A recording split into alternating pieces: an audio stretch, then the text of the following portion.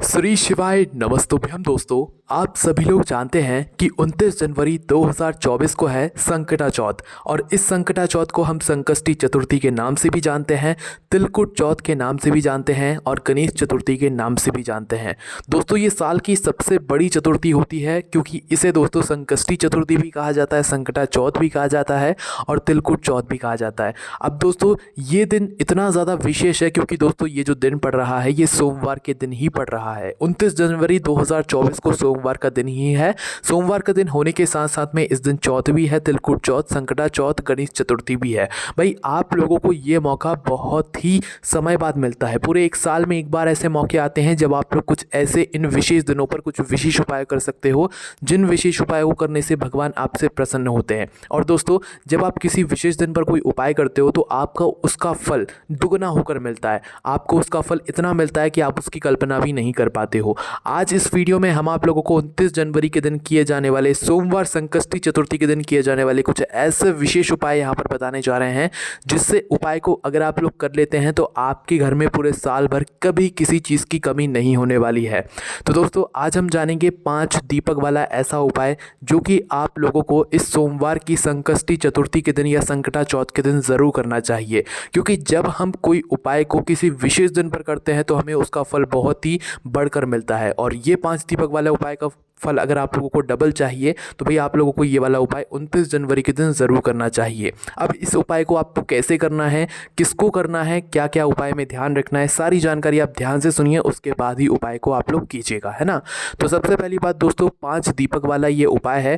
तो भाई 5 दीपक वाले उपाय में आपको सीधी सी बात है कि 5 दीपक तो तैयार ज़रूर करने पड़ेंगे, है ना। अब 5 दीपक जो आप तैयार करोगे वो किस चीज़ के तैयार करोगे, तो देखो यहाँ पर आप लोग चाहो तो मिट्टी के दीपक ले सकते हो। मिट्टी के दीपक लोगे तो नए दीपक आपको लेने पड़ेंगे, पर आप लोग चाहो तो आटे के दीपक भी ले सकते हो। जो आटे के दीपक आप तैयार करोगे उस आटे के दीपक के अंदर, मतलब जो आटा आप गूंदोगे आटे के दीपक बनाने के लिए, उसके अंदर आप कुछ नमक वगैरह नहीं मिलाना। सादा आटा लेकर उसको गूंदकर उसके 5 दीपक तैयार कर लेना, ठीक है। जैसे ही आप लोगों के 5 दीपक तैयार हो जाते हैं, भाई ये वाला उपाय आपको करना किस समय, ये भी प्रश्न आपके मन में एकदम से आ जाएगा, तो इसका जवाब हम आपको अभी दे देते हैं। तो देखो ये 5 दीपक वाला जो उपाय है ये होगा प्रदोष काल में, शाम के समय में। देखो सोमवार का भगवान शिव जी का सबसे प्रिय दिन रहेगा, साथ ही में भगवान गणेश जी का गणेश चतुर्थी, संकटा चौथ, तिलकुट चौथ, संकटा चौथ का दिन रहेगा। ये दोस्तों एक ही दिन है, बस इस दिन को इतने नामों से जाना जाता है, ठीक है।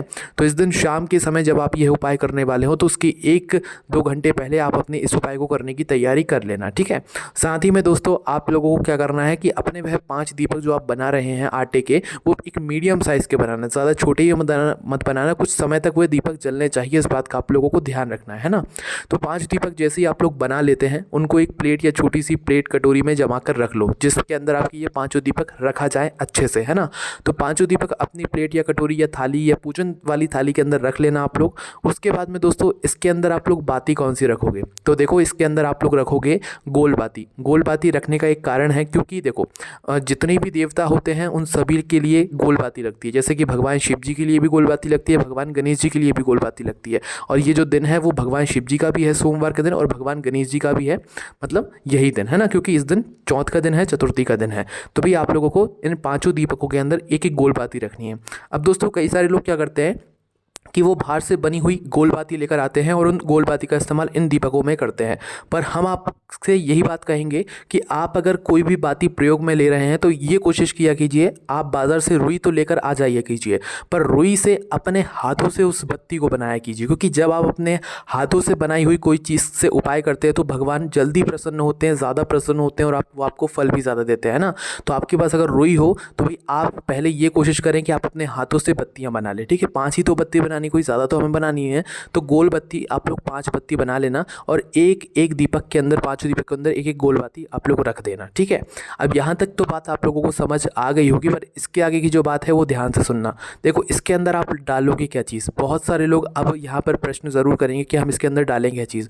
तो देखिए इस वाले उपाय में जो आप लोगों को इस पांचों दीपकों के अंदर डालना है वो मुख्यतः रूप से शुद्ध देसी गाय का घी डालना है। देखो हम हर बार शुद्ध देसी गाय का घी इसीलिए बोलते हैं, कई सारे लोग क्या करते हैं कि बाजार का घी लेकर आते हैं और उसे उपाय में इस्तेमाल करते हैं। अब देखो जब भगवान शिव जी के कार्यों में, भगवान गणेश जी के कार्यों में, उपायों में उनको प्रसन्न करने के लिए आप मिलावटी चीज़ों का प्रयोग करोगे तो वो उपाय कभी काम ही नहीं करेगा। इसलिए हम हर बार विशेष रूप से बोलते हैं शुद्ध देसी गाय का घी। उसका कारण ही यही होता है क्योंकि भगवान शुद्धता से मतलब प्रतीक होते हैं और वो शुद्धता से ही प्रसन्न होते हैं। तो इसलिए दोस्तों पूजन वाले कार्यों के लिए तो थोड़ा सा शुद्ध देसी गाय का घी आप अपने पास हमेशा रखा करो, क्या पता कब काम आ जाए किसी अच्छे उपाय को करने के लिए, है ना। तो आप लोगों को करना क्या है, ये जो शुद्ध देसी गाय का घी है ये अपने पांचों दीपकों के अंदर डाल लेना है। अपने चाहे मिट्टी के दीपक लिए हों चाहे आटे के, आपको पांचों दीपकों के अंदर ये शुद्ध देसी गाय का घी डाल लेना है। अब बहुत सारे लोगों का यहाँ पर प्रश्न आएगा, क्या हम शुद्ध देसी गाय के घी के अलावा और कुछ नहीं डाल सकते क्योंकि हमारे पास वो है ही नहीं। तो देखो मुख्यतः रूप से पहले आपका यही कोशिश होनी चाहिए कि भाई हम इन पांचों दीपकों के अंदर शुद्ध देसी गाय का घी डाल लें। पर बहुत कारणवश आप लोगों को शुद्ध देसी गाय का घी नहीं मिलता है तो फिर आप उस तेल का प्रयोग करना जिस तेल से आप अपने घर में दिया बाती करते हो, ठीक है, उस तेल का आप फिर प्रयोग कर सकते हो। पर पहले आप लोगों को शुद्ध देसी गाय का घी ही प्रयोग करना पड़ेगा क्योंकि इसी घी से शुद्ध हमें अच्छे फल की प्राप्ति होती है, ठीक है। तो आप लोगों को जो है शुद्ध देसी गाय का घी इन पांचों दीपकों के अंदर डाल लेना है। देखो जैसे ही आप लोग अपने दीपकों के अंदर ये घी डाल लेते हो उसके बाद में आपके ये दीपक तैयार हो जाते हैं। उसके बाद में प्रदोष काल आप लोगों को देखना है, शाम का समय देखना है। 29 जनवरी 2024 को सोमवार का दिन भी है, साथ ही में तिलकुट चौथ, संकटा चौथ भी है, मतलब गणेश जी का दिन भी है। भाई इस पावन अवसर पर, इस बहुत ही शुभ संयोग पर आपको शाम के समय प्रदोष काल में लगभग 6 बजे से लेकर 7 बजे के बीच में, अगर लेट हो जाओ तो 7:30 8 बजे तक भी आप उपाय कर सकते हो, ठीक है। तो शाम के समय आप बढ़िया 5 दीपक अपने तैयार करना, पांचों दीपकों को इस तरीके से तैयार करके एक प्लेट में जमा लेना और अपने साथ में अपनी माचिस रखना। ऐसा ना हो आप दीपकों को जलाने पहुंच जाओ और आपके पास आपकी माचिस ही ना मिले। अगर आपने दीपकों को जलाते समय किसी और से मदद ली तो भाई आपके इस उपाय का फल उसको भी जला जाएगा। इसलिए अपने उपाय को अगर कर रहे हो तो उसमें सारी चीज़ें आपकी ही होनी चाहिए। किसी से अगर मदद लोगे तो भाई उसको भी इस उपाय को करने का आपका फल मिल जाएगा। उपाय आप करोगे पर फल उसको भी मिल जाएगा, इसलिए अपनी खुद की माचिस लेकर जाना, है ना। अब अपने घर से आप शाम के समय निकलना, 6 से 7 के बीच में या 8 बजे तक भी आप निकल सकते हो, है ना। अब देखो यहाँ पर हमारे हैं 5 दीपक। अब 5 दीपकों को आप लोगों को एक जगह पर नहीं लगाना है, ये 5 दीपकों को आपको 5 अलग अलग जगहों पर लगाना है।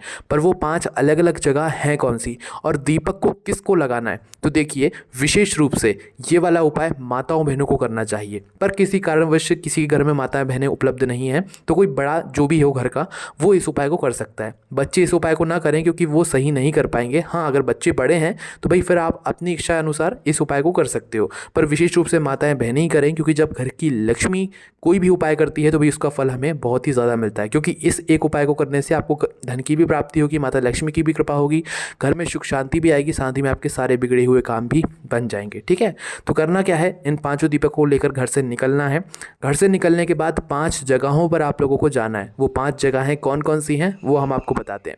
देखिए सबसे पहला जो स्थान है अपने पहले वाले दीपक को लगाने का वो है दोस्तों भगवान शिव जी का मंदिर। आपके घर के पास में जो भी भगवान शिव जी का मंदिर हो उस मंदिर में आप लोग जाना। भगवान के मंदिर के अंदर प्रवेश करके भगवान शिव जी के दर्शन करना। दर्शन करने के बाद इस एक दीपक को अपनी माचिस से अपनी ही प्लेट के अंदर या पूजन वाली थाली के अंदर जलाना और उस दीपक को उठाकर भगवान शिव जी के पास में रख देना। आप चाहो तो इस दीपक से भगवान की 1-2 बार आरती भी उतार सकते हो, 7-8 बार आरती भी उतार सकते हो, कोई दिक्कत वाली बात नहीं है, ठीक है। उसके बाद इस दीपक को भगवान शिव जी के पास में रखकर भगवान से हाथ जोड़ के प्रार्थना करके आपकी कोई ऐसी विशेष मनोकामना जो आप भगवान से चाहते हो, मांगना चाहते हो, वो बोलकर आप वहाँ से आ जाना, ठीक है। पहला दीपक मात्र भगवान शिव जी के मंदिर में लगाना है। पहला दीपक लगाकर भगवान के धूप देकर मंदिर से बाहर निकल जाना, ठीक है।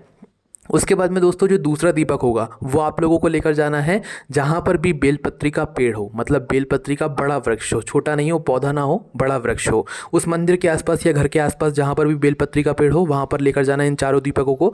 और 4 दीपकों को ले जाकर उन 4 दीपकों में से जो दूसरे नंबर का दीपक है आपका, वो दूसरे नंबर का दीपक वहीं पर जलाकर उस बेलपत्री के पेड़ के नीचे आप लोग रख देना। बेलपत्री के पेड़ के नीचे इस दिन दीपक रखने का विशेष महत्व होता है और यहाँ पर दीपक रखने से आपके घर में सुख शांति, साथ ही में धन धान्य की कभी कमी नहीं नहीं होती है ना। तो दूसरे नंबर का दीपक बेलपत्री के पेड़ के नीचे आप लोग रख देना और भगवान से प्रार्थना कर लेना, ठीक है। अब तीसरे नंबर की दीपक की बात करें तो वो आप लोग पीपल के पेड़ के नीचे लेकर जाओगे। आपके घर के पास में जो भी पीपल का पेड़ हो, पीपल के पेड़ के नीचे जाना, वहाँ पर इस दीपक को जलाना और वहाँ पर रख देना, भगवान से प्रार्थना कर लेना, ठीक है। यहाँ पर आपके 5 में से 3 दीपक आप अपने स्थान पर लगा चुके हो। अब 2 जो दीपक हैं जिसमें से आप चौथा जो दीपक है वो आप लोग लेकर जाओगे अपने आंवले के पेड़ के नीचे, ठीक है। आंवले का जो पेड़ होगा वो भी बड़ा होना चाहिए। आंवले के पेड़ के नीचे पहुंचना, वहां पर अपने चौथे नंबर का दीपक जलाकर रख देना और प्रार्थना कर लेना, ठीक है। इन सभी वृक्षों के नीचे धूप जरूर देना क्योंकि ये सभी पूजनीय वृक्ष हैं, भगवान शिव जी के ही वृक्ष हैं, बहुत ही ज़्यादा मतलब फल देने वाले वृक्ष हैं, ठीक है। मतलब कि आप अगर कोई इनके नीचे दीपक भी लगाते हो ना तो ये आपको बहुत फल देते हैं। तो इसलिए चौथे नंबर का दीपक आप आंवले के वृक्ष के नीचे लगाना। अब आखिरी और जो 5वें नंबर का दीपक है, ये 5वें नंबर का दीपक आपको सीधे अपने घर पर लेकर जाना है। घर के अंदर प्रवेश नहीं करना है, पर ध्यान से सुनना, 5वें नंबर का और आखिरी नंबर का दीपक आपको अपने घर के मुख्य द्वार तक पहुंचना है और रुक जाना है, ठीक है। आप लोगों को याद होगा, आप पशुपतिनाथ व्रत में क्या करते हो, जो आप दीपक लेकर जाते हो उसमें से आखिरी वाला जो दीपक होता है जो आप मतलब मंदिर से बचा कर लाते हो, वो आप अपने घर के मुख्य द्वार के चौखट पर रखते हो। मतलब बाहर से देखने पर जो आपका सीधा हाथ पड़ता है उस सीधे हाथ की चौखट पर रख देते हो। तो उसी प्रकार से इस 5 उपाय मतलब 5 दीपक वाले उपाय में भी करना है। जो आपका आखिरी वाला दीपक है, इस आखिरी वाले दीपक को आप लोगों को अपने घर के मुख्य द्वार की राइट हैंड साइड रख देना है। मतलब बाहर से देखने पर जो आपका राइट हैंड हो, बाहर बैठकर ही आप लोगों को ये राइट हैंड साइड पर ये 5वें नंबर का दीपक रख देना है और वहां पर विशेष रूप से अपनी मनोकामना बोल देनी है। चाहे आप बीच में वृक्षों के नीचे भले ही मत बोलो, पर भगवान शिव जी के मंदिर में और अपने घर के मुख्य द्वार पर बैठकर अपने घर में सुख शांति की प्रार्थना जरूर कर लेना। निश्चित ही भगवान शिव जी का आशीर्वाद जरूर होगा। हमने जो आपको लाइन से दीपक लगाने के लिए बताया, इस उपाय को इसी लाइन मतलब इसी क्रिया से करना होगा आप लोगों को। पहले शिव जी के मंदिर में, फिर इन वृक्षों के नीचे और फिर आखिरी में अपने घर के मुख्य द्वार पर आकर आप लोगों को ये वाला दीपक लगाना है, ठीक है। और भगवान से प्रार्थना जरूर कर लेना। दोस्तों, इस उपाय को करने से आपके आने वाली परेशानियां भी दूर होंगी। विशेष रूप से धन संपदा की जो कमी है वो भी दूर हो जाएगी। आपके घर में माता लक्ष्मी की कृपा होगी और जो भी व्यक्ति आपके घर में मतलब सही उनके काम नहीं बन रहे हों, काम बिगड़ रहे होंगे, तो भाई उनका काम भी पूरे हो जाएंगे। आप करके ज़रूर देखिएगा। बाकी दोस्तों, इस उपाय को करने में अगर कोई भी दिक्कत, समस्या, परेशानी आती है तो आप हमसे कमेंट करके पूछ सकते हैं। ये बहुत ही विशेष दिन है, सोमवार का दिन है, साथ ही में सोमवार के दिन के साथ में तिलकुट चौथ भी है, संकष्टी चतुर्थी भी है, संकटा चौथ भी है। भाई इतने नामों का एक कितना बड़ा महत्व होगा आपको समझ सकते हो। तो भाई इस उपाय को जरूर करना। आपको कोई भी दिक्कत, समस्या, परेशानी आती है आप हमसे कमेंट करके पूछ सकते हैं। हमारी वेबसाइट भोलेनाथभक्ति.com पर जाकर भी आप ये सारी जानकारी पढ़ सकते हैं। ओम नमः शिवाय, जय भोले बाबा, श्री शिवाय, नमस्तुभ्यम।